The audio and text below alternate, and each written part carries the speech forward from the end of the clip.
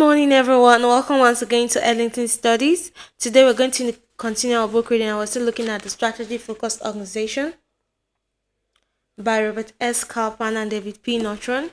And today, we're going to continue our book reading, and we're still looking at Chapter 2.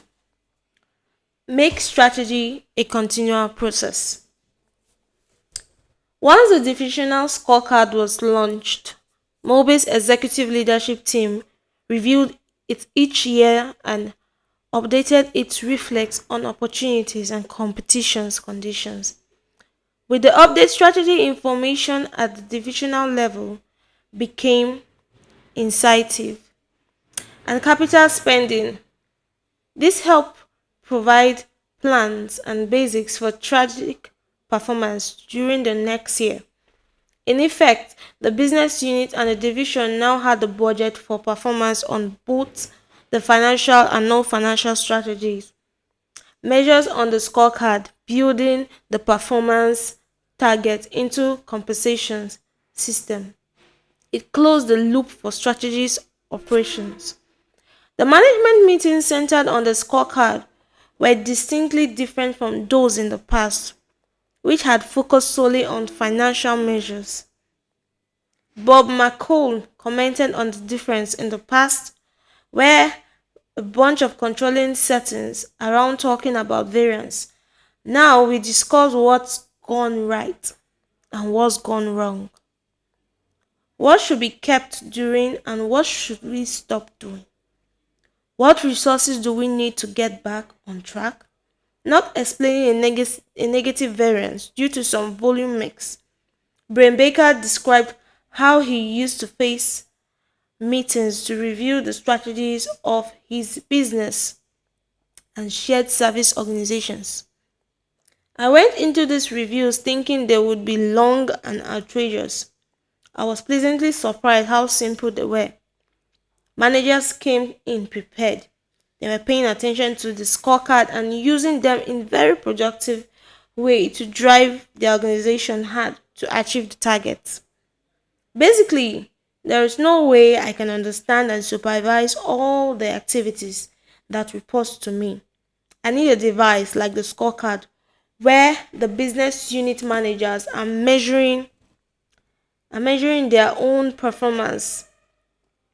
My job is to keep adjusting the light I shine to their strategy and implementing to minor and monitor the guides that journeys them and see whether there are any potential storms on the horizon that need to be addressed.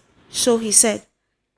McCall echoed the role of these meetings to coach managers and learn about strategies, not to assign blame. The process enables me to see how the NBU managers think, plan, and execute. I can see the gaps, and by understanding the manager's culture and mentality, I can develop, customize, program to make him or her a better manager. The new governance process emphasized learning team problems, solving and coaching reviews meeting, look to the future, exploring how to implement strategies more effectively and what changes should be made to the strategy. Based on what had been learned from the past, this made strategy implementation a continual process, not episode. Management teams need to have stimulating, challenging discussions about whether the organization remains on its strategy for long-term breakthrough performance or whether new ideas, new knowledge, and new threats and opportunities have occurred that require the strategy course shift. The balanced scorecard provides the agenda for management meetings designed for such strategy feedback and learning. In strategy-focused organizations, strategy is a continual process, not an annual event. So we're going to stop here.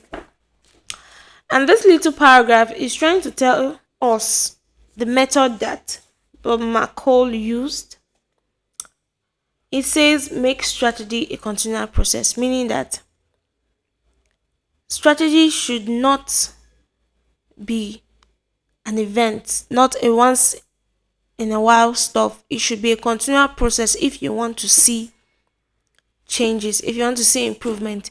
It should be something you are practicing over the time, through the hurdles, through the challenges that it might throw to you, trying to overcome it, trying to push through, adjust, learn new ways, manage it.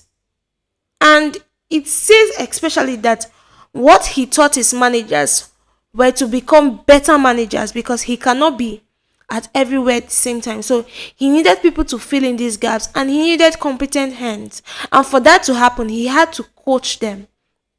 He had to bring them into the light, into the know. And he taught them not to push blame to anyone. If anything goes at fault, they should actually be accountable for it.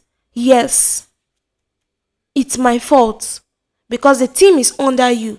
So he helped them to actually see the light of taking blame. It might not be someone else's fault, but just own up to it. Make sure that you don't push blame. If it's your fault, don't push it to someone that is not his fault, because it will actually make them relapse. It will make them discouraged. And once you start discouraging your team, they lose motivation. And we don't need that in the organization. So aside from that, it says we should help to plan, learn new ideas, and also make sure that it is not a once in a while stuff. Once in a while stuff will not work. Once in a while event will not work. A continual process of hitting the nail on the head will make the nail dive down the wood. So we should try our best to make it a continual process, make strategy a continual process. That's when we can see its effect in our organization. So we're going to stop here for today, and we're going to continue same time on Ellington Studies. Do have a nice day.